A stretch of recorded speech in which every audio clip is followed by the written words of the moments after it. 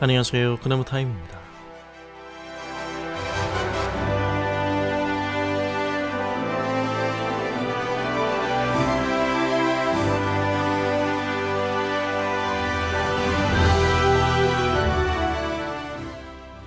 본문은 엠마오로 가는 길에서 예수님과 두 제자가 만난 사건을 다루고 있습니다.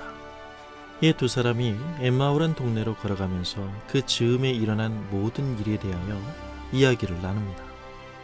분위기는 매우 침통합니다. 그들이 믿고 따랐던 예수님의 십자가의 죽음과 그분이 다시 사셨다는 소문에 대하여 그들의 생각을 나누고 있었기 때문입니다. 바로 그때 부활하신 예수님께서 그들에게 가까이 다가가셔서 그들과 나란히 걸어가십니다. 예수님께서는 그들의 논의에 끼어드셔서 그들에게 말도 거시고 그들 또한 대답도 하지만 그러나 정작 그들은 예수님을 알아보지 못합니다. 예수님은 구약성경 전체에서 당신에 관한 기사를 들어 설명해 주십니다. 메시아의 고난과 영광을 말이죠. 그들이 가려는 동네에 거의 다다랐을 때에 날이 저물고 두 제자는 함께 묵고 가자고 예수님을 붙듭니다. 그래서 예수님은 그들과 함께 묵으시려고 집으로 들어가십니다. 그런데 두 제자는 아직도 예수님을 못 알아봅니다. 예수님께서는 함께 식탁에 앉아 빵을 들어 감사의 기도를 드리신 후 그것을 떼어 두 제자에게 나누어 주십니다. 그제서야 그들의 눈이 열려 예수님을 알아봅니다.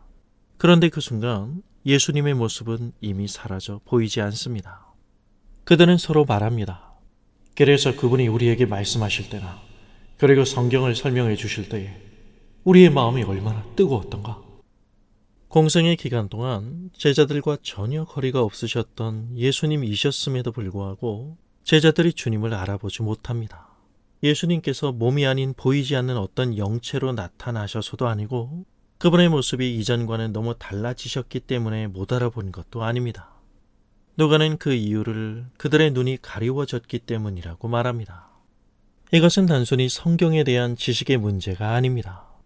그들의 지식이 예수님께서 자신을 가리켜 말씀하셨던 성경의 참된 이해로 나아가지 못했다는 것을 말합니다. 여러분 생각해 보세요.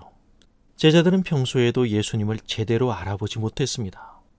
육안으로 못 알아봤다는 말이 아니라 성경이 말하는 예수님의 참 모습을 제대로 깨닫지 못했다는 말입니다. 주님께서 말씀하셔도 말귀를 못 알아먹는 제자들의 모습은 우리에게 너무 익숙하지 않나요? 예수님께서는 엠마오 도상의 두 제자에게 말씀하십니다. 그리스도가 영광을 차지하기 전에 그런 고난을 겪어야 하는 것이 아니냐. 기존에 가졌던 예수님에 대한 그들의 생각과 고정관념이 율법과 모든 예언자들이 말했던 것과는 사뭇 달랐던 것입니다.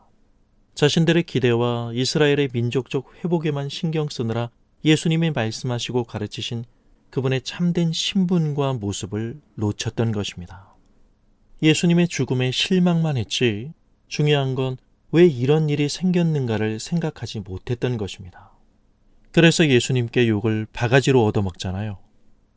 예수님께서는 모세와 모든 예언자로부터 시작하여 성경 전체에 자기에 관하여 쓴 일들을 그들에게 설명해 주십니다. 그리고 어떤 일이 일어나죠? 부활하신 예수님께서 두 제자와 식사하시며 떡을 떼어 나누어 주시는 순간 그들의 눈에서 베일이 벗겨집니다. 그러자 그들은 자신들과 동행하며 식사하던 사람이 누구인지를 깨닫습니다. 성령님께서 예수님이 풀어 설명해 주셨던 그 말씀으로 그들의 눈을 열어주셨던 것입니다. 서양의 어느 유명한 철학자는 성경을 100번 정독하고도 예수님을 믿지 못했다고 합니다. 성경을 더 잘한다고 해서 더 잘 믿는 것은 아닙니다. 예수님을 믿는다는 건 인간의 지식과 지혜의 결과가 아니기 때문입니다. 하나님이 그 눈을 열어주실 때 가능한 일입니다. 그렇다면 신자란 하나님을 신뢰할 수 있는 눈이 열린 사람을 말합니다. 예수님에 대한 생각이 커지지 않고 자기가 알고 있는 몇 가지 생각 안에서만 예수님을 찾는다면 우리 또한 여전히 곁에 다가오신 살아계신 주님을 볼 수 없습니다. 성경의 정직한 지식 앞에 서서 눈을 열어달라고 성령님의 도우심을 구해야 합니다.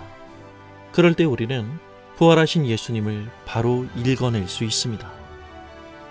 예수 그리스도, 바로 그분이 우리들의 꿈을 밀쳐내시고 우리들이 감히 꿈꿀 수 없었던 하나님 나라를 우리에게 가져오셨다는 사실을 말이죠. 감사합니다.